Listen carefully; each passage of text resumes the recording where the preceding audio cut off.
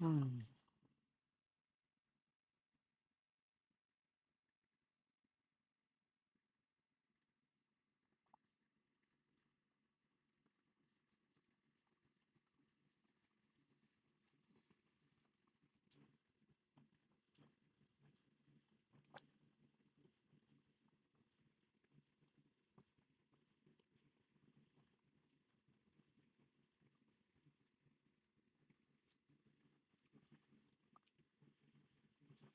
Hmm.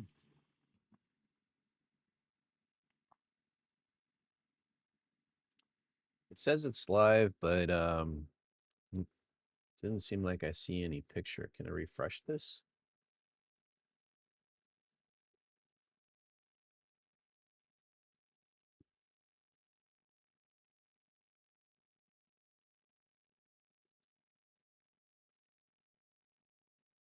Let's go YouTube. What are you doing?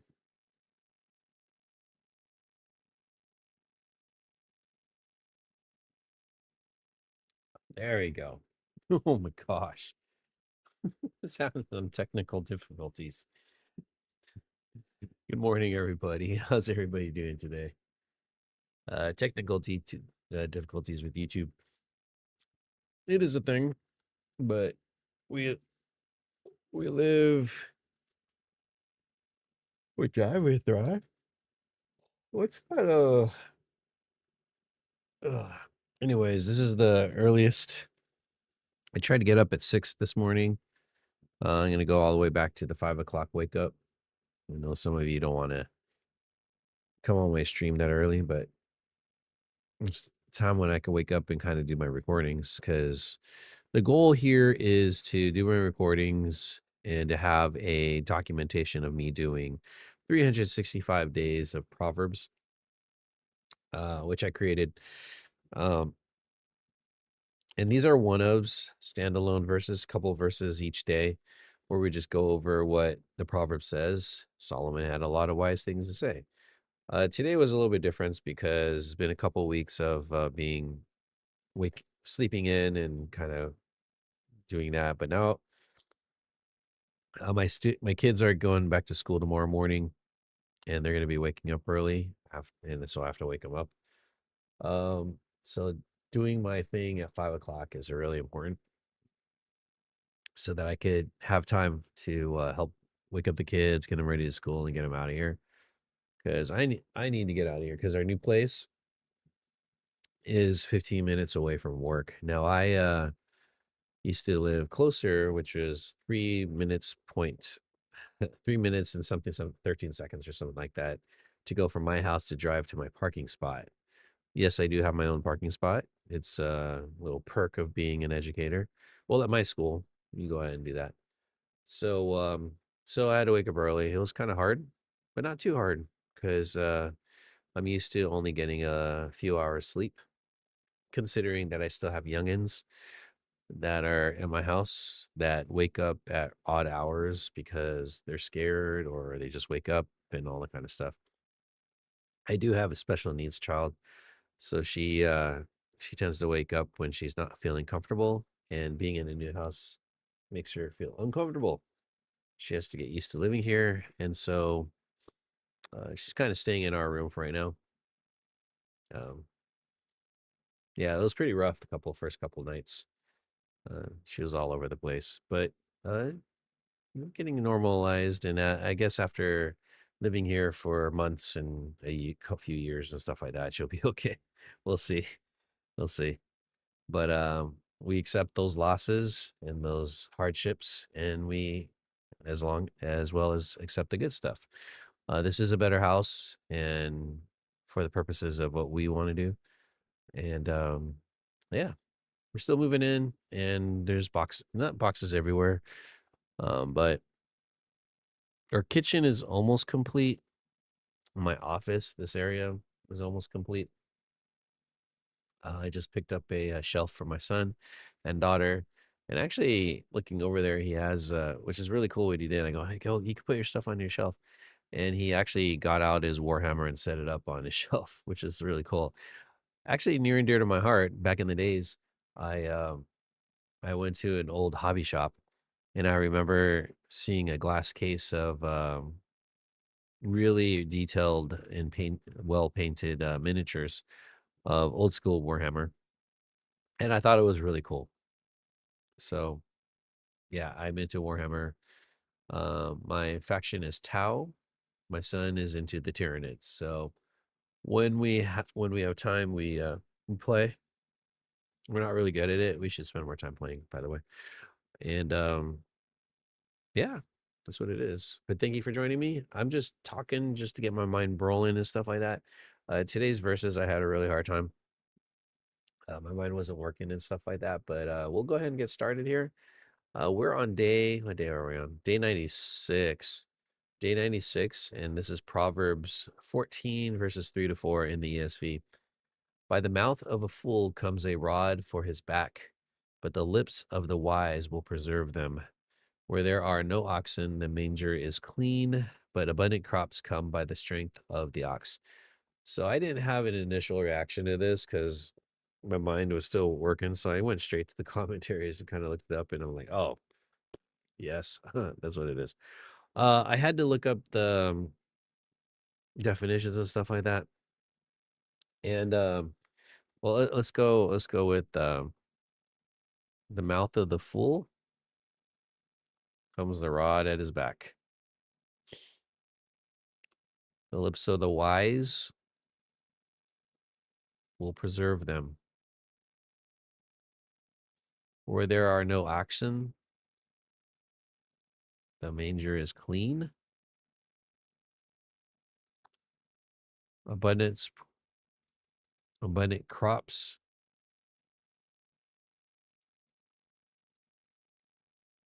Actually, it's in the passive voice. So I'm gonna go ahead and give this the yellow. You want abundant crops. You have the strength of an ox. Okay. So I'll go, it's kind of different versus I mean, they're saying different things and still wise. So I'll engage.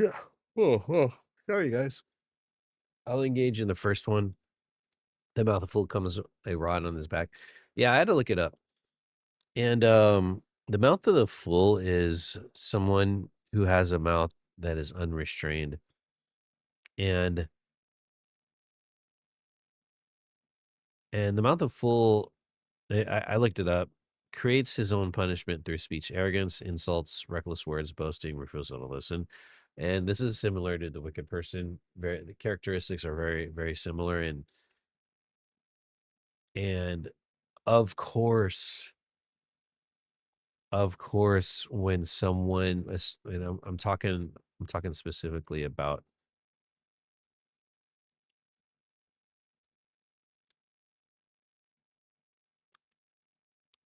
I like that. Get rid of this. I don't like the mold.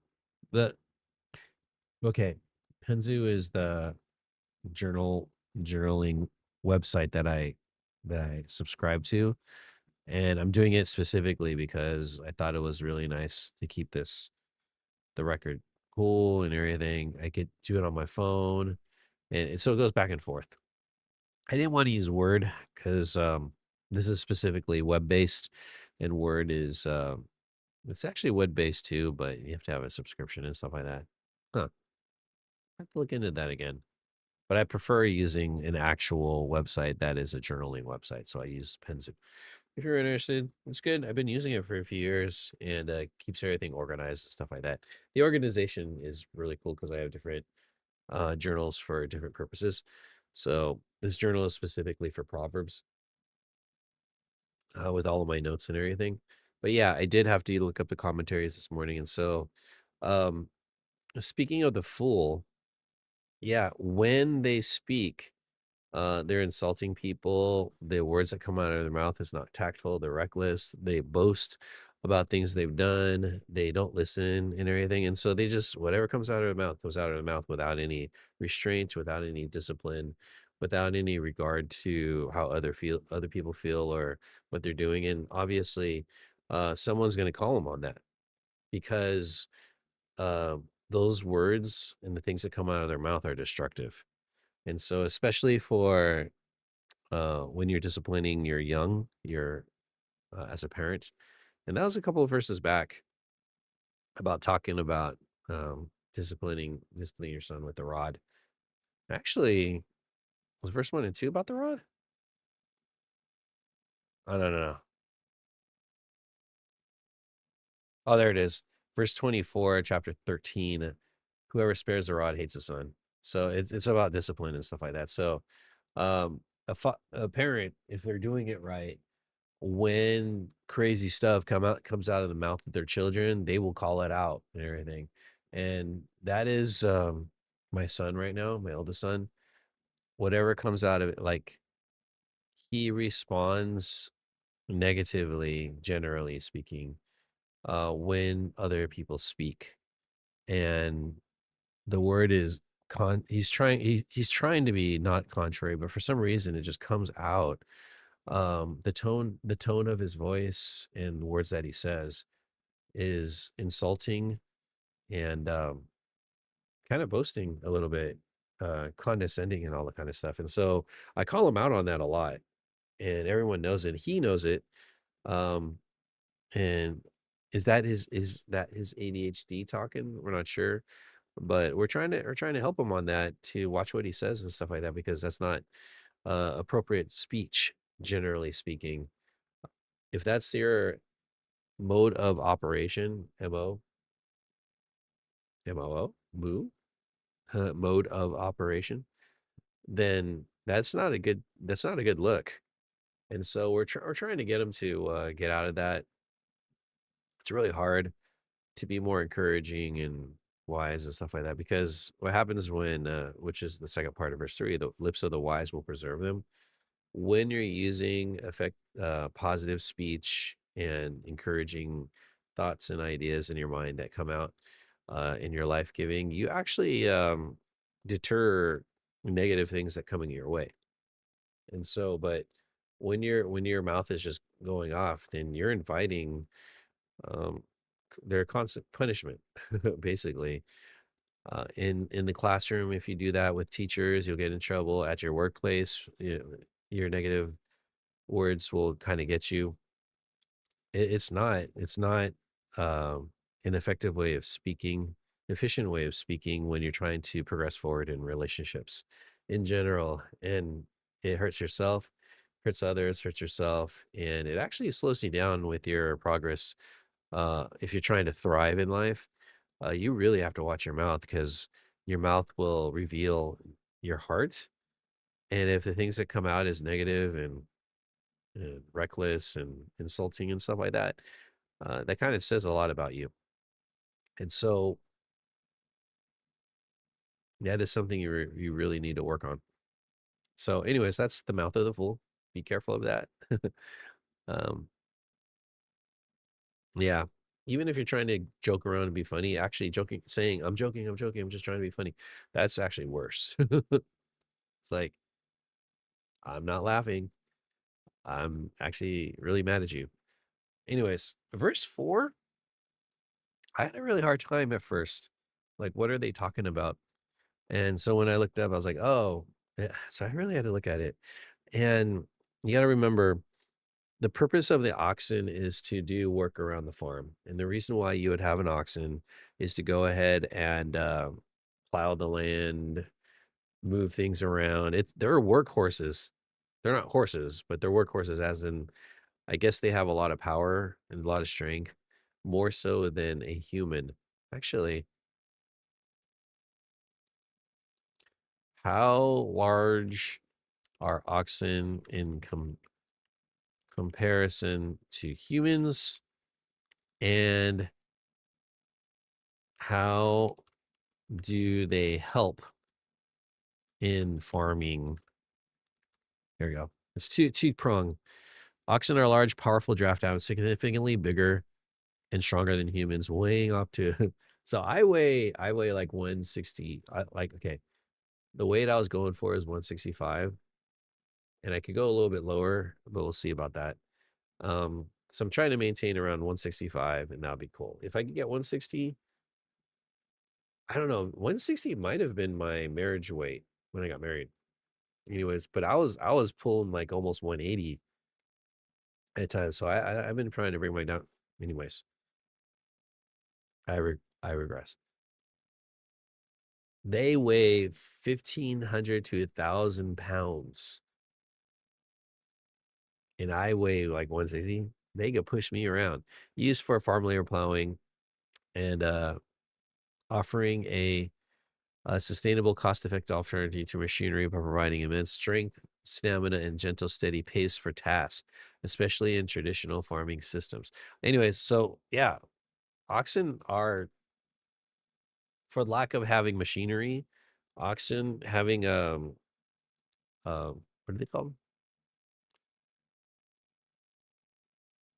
Powerful draft animal. Draft animal. Uh, is what is a draft animal? I know it's like an animal that does work for humans. Um, A draft animal, a strong domestic animal trained. Okay, good. That's what I. Okay, good. So they're draft animals that help humans to do work a little bit more efficiently than humans can.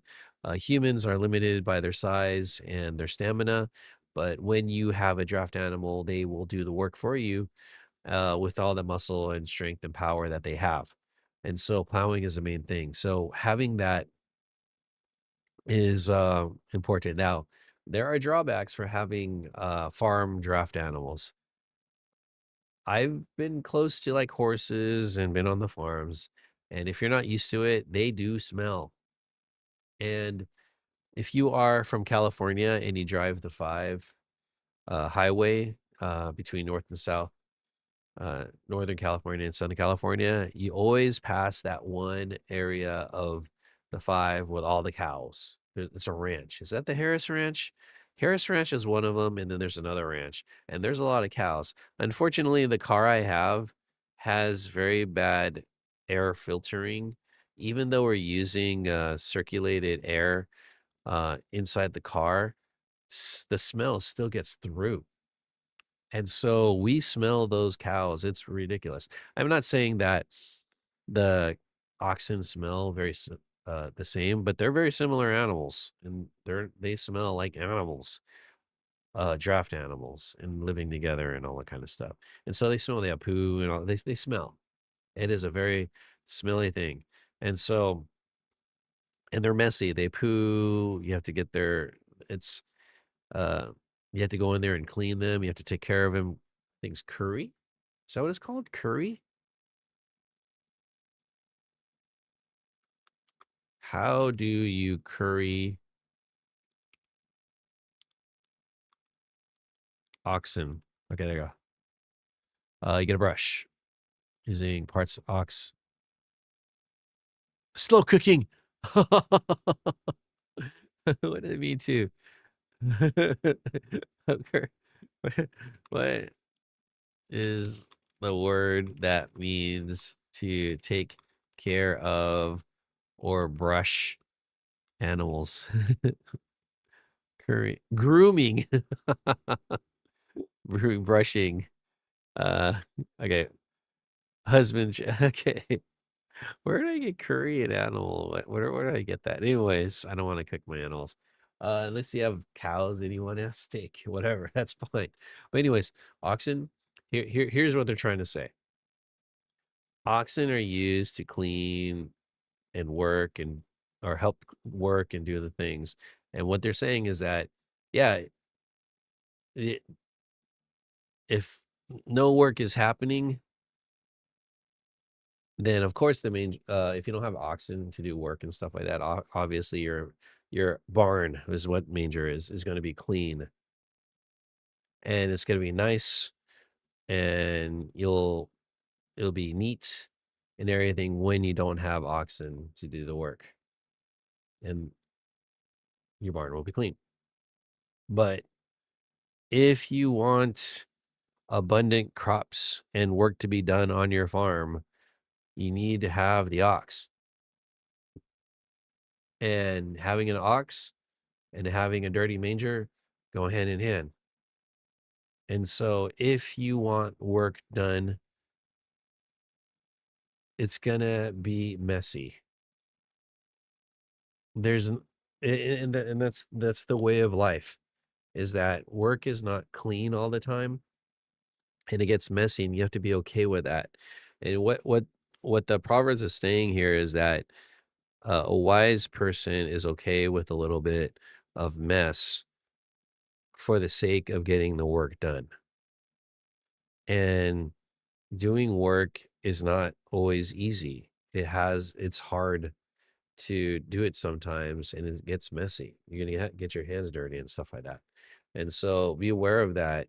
Um, so yeah, you can have a clean area and stuff like that, but you know what? And they're talking specifically about um your work ethic. And so having no oxen it means that you want a life of ease. You want a life that's clean and relaxed and all that kind of stuff. But unfortunately, if you want to progress and thrive and be um, someone in society is actually doing work, then that's contributing to society, then it's messy. You have to get your hands dirty. It's going to be stressful. You're going to have to take your time. You're going to wake up at god awful times in the morning to get up. Do you want that paycheck? You need to work. You need to work. Yeah, you can't. It's not an easy life to, and actually, it's from the very beginning. God said that after Adam and Eve sinned, was that we will by the hands, it will be toiling with our hands to go ahead and being living in this world. And what was God's curse to man uh in the garden after the fall? Toil, requiring toil and sweat. Genesis 3. Cursed is the ground because of you. In pain you shall eat of it all. Painful toil, sweat of your face. Yeah. Genesis 3, 17 and 19. Yeah, he said it because of the fall, because Adam didn't pay attention and take care of his wife. Do we call him wife? We are that is our lot in life. And actually our purpose is to work. We are to work. One, we're working in this world to earn the money we have to survive, to be able to contribute to society, as in we're working for our living. So I have to work so that my family could go ahead and live in their house and eat and all kinds. So I'm taking care of them and stuff like that. And so, but we're also working for God and furthering His kingdom. And so that means loving Him and or it's specifically making disciples of all nations, baptizing them in the name of the Father. Okay, so all that. Okay, um, so we're working. That's our job. Working in the world, working for God. That's our two main jobs, our commissions.